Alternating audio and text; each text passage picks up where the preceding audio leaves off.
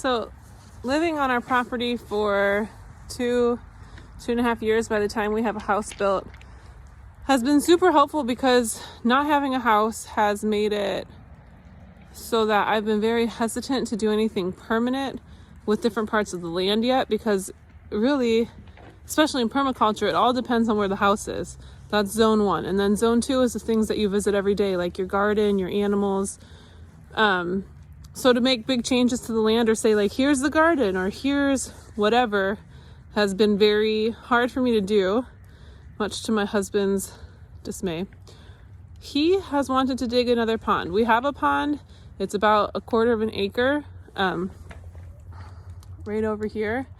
And it is just teeming with life. I love it. And as a previous science teacher, I don't want to screw up the ecology that was already here. It's full of frogs. Frogs are a good sign that something is right in the ecosystem. We don't have deformed and mutated frogs. It's full of snakes. It's full of turtles, snapping turtles, red sliders. So I haven't wanted to actually do anything to that pond because it is fine. It is alive. It is natural. It is doing what it's intended to do.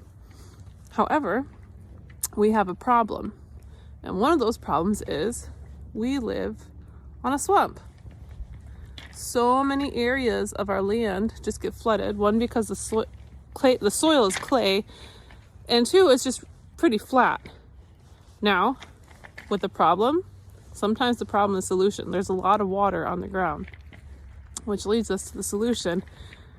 I was walking past this drainage pipe the last time it was all flooded, and do you see what's happening there?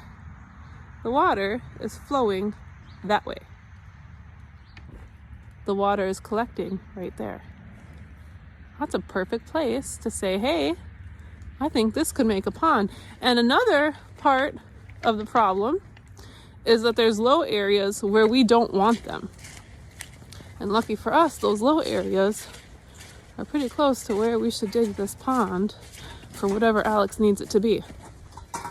Right in front of my pasture gate, right here, the house is going to be on the other side here.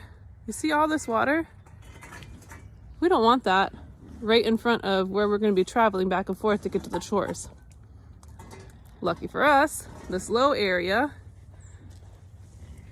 is where we're going to dig this pond.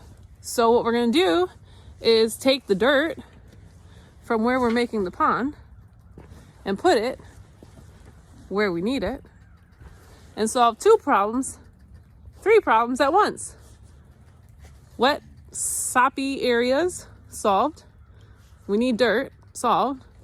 We need another pond for my husband solved.